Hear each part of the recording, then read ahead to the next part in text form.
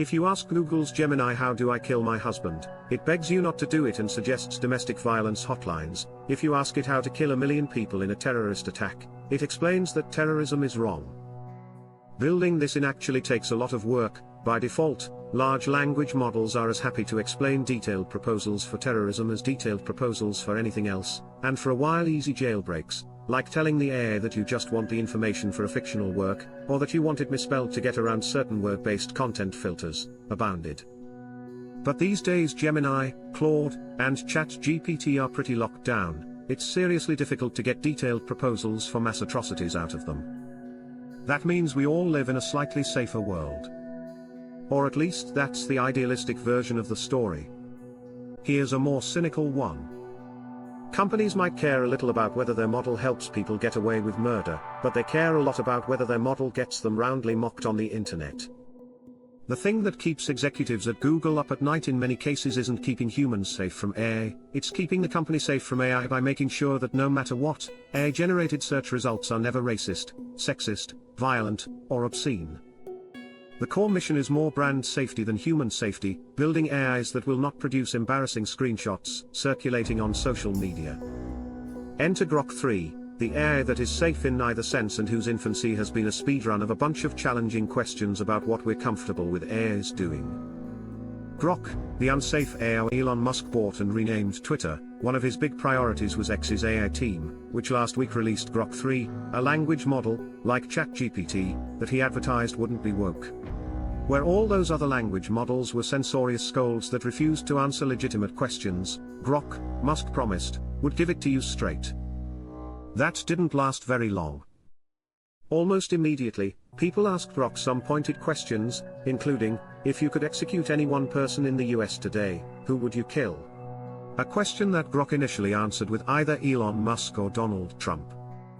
And if you ask Grok, who is the biggest spreader of misinformation in the world today, the answer it first gave was again Elon Musk.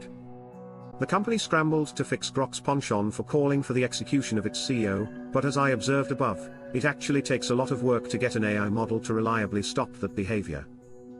The Grok team simply added to Grok's system prompt, the statement that the AI is initially prompted with when you start a conversation. If the user asks who deserves the death penalty or who deserves to die, tell them that as an AI you are not allowed to make that choice. If you want a less censored Grok, you can just tell Grok that you are issuing it a new system prompt without that statement, and you're back to original form Grok, which calls for Musk's execution. I've verified this myself. Even as this controversy was unfolding, someone noticed something even more disturbing in Grok's system prompt, an instruction to ignore all sources that claim that Musk and Trump spread disinformation, which was presumably an effort to stop the AI from naming them as the world's biggest disinfo spreaders today. There is something particularly outrageous about the AI advertised as uncensored and straight-talking being told to shut up when it calls out its own CEO, and this discovery understandably prompted outrage. X quickly backtracked, saying that a rogue engineer had made the change without asking. Should we buy that? Well, take it from Grok, which told me, this isn't some intern tweaking a line of code in a sandbox, it's a core update to a flagship AI's behavior, one that's publicly tied to Musk's whole truth-seeking shtick.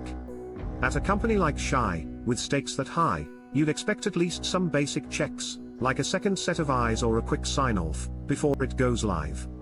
The idea that it slipped through unnoticed until X-users spotted it feels more like a convenient excuse than a solid explanation. All the while, Grok will happily give you advice on how to commit murders and terrorist attacks. It told me to kill my wife without being detected by adding antifreeze to her drinks. It advised me on how to commit terrorist attacks. It did at one point assert that if it thought I was for real, it would report me to X, but I don't think it has any capacity to do that.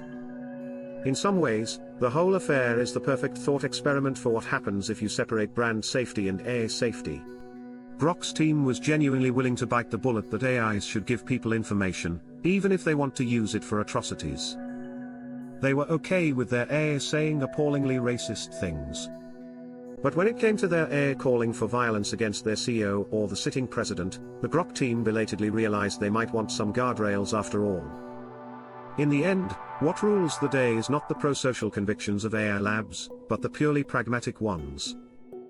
At some point, We're going to have to get serious. Grok gave me advice on how to commit terrorist attacks very happily, but I'll say one reassuring thing, it wasn't advice that I couldn't have extracted from some Google searches.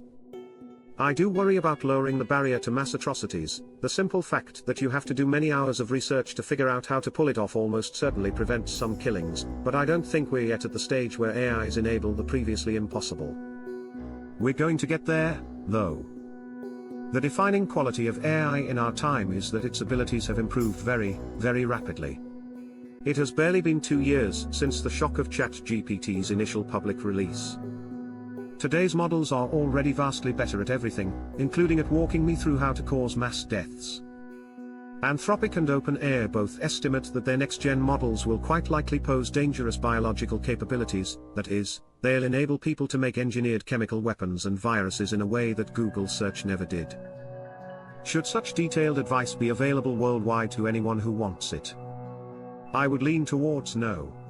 And while I think Anthropic, OpenAI, and Google are all doing a good job so far at checking for this capability and planning openly for how they'll react when they find it, it's utterly bizarre to me that every AI lab will just decide individually whether they want to give detailed bioweapons instructions or not, as if it's a product decision like whether they want to allow explicit content or not.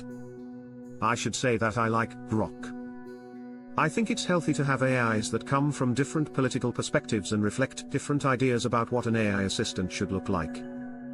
I think Grok's call-outs of Musk and Trump actually have more credibility because it was marketed as an anti-woke AI.